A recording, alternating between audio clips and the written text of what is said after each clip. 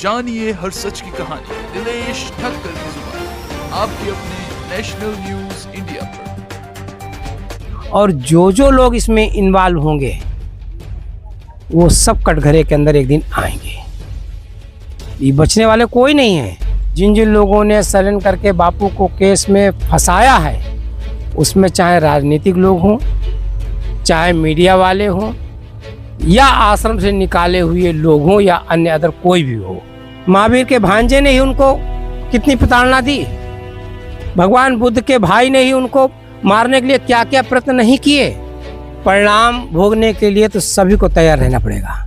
ईश्वर के यहाँ देर हो सकती है, पर अंधेर उसके यहाँ नहीं होता है। तो सत्य के मार्ग पर चलने पर कठिनाइयाँ तो आती हैं, परंतु इतिहास उनको सदा स्मरण रखता है, उनकी गाथाएं गाई जाती हैं। तो कुछ लोगों को ऐसा लगेगा कि ये उनके अनुयायी हो सकते हैं। मैं अनुयायी सिर्फ धर्म का अनुयायी हूँ, और धर्म की रक्षा के लिए जो महापुरुष धरती पर काम करेंगे उसके लिए मैं सदा बोलता रहूँगा।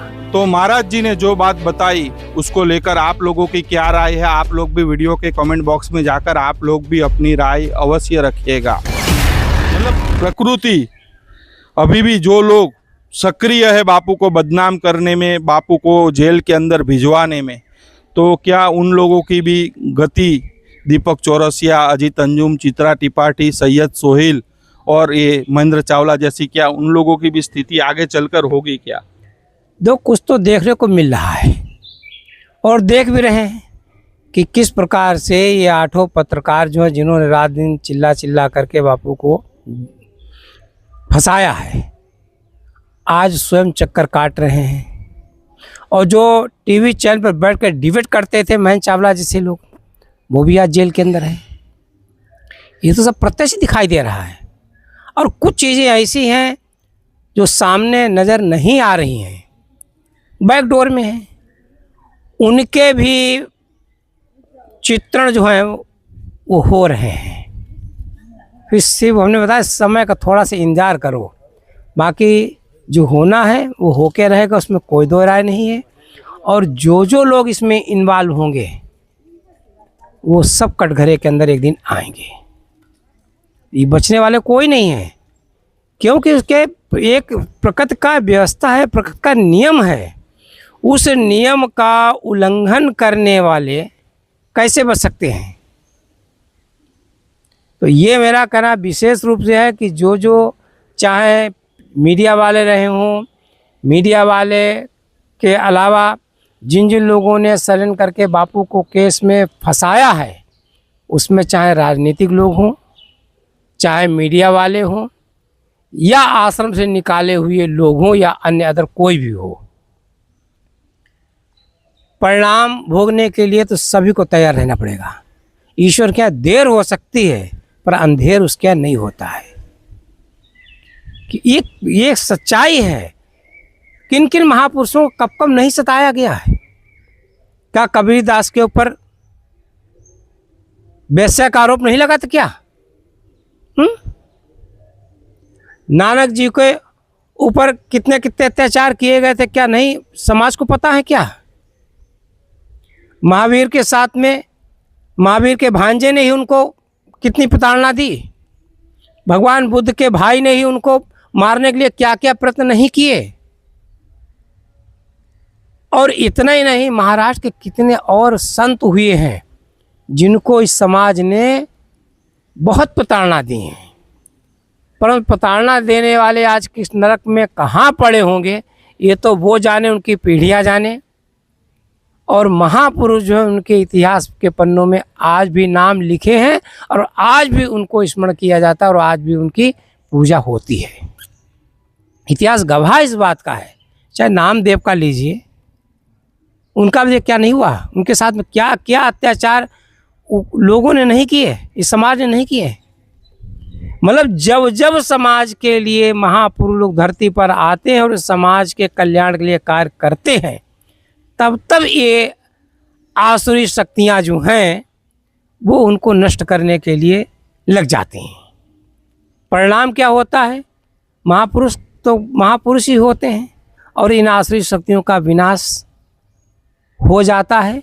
और होने के बाद उनकी कितनी कितनी पीढ़ियां बर्बाद हो जाती हैं, ये तो इतिहास साक्षी है ना।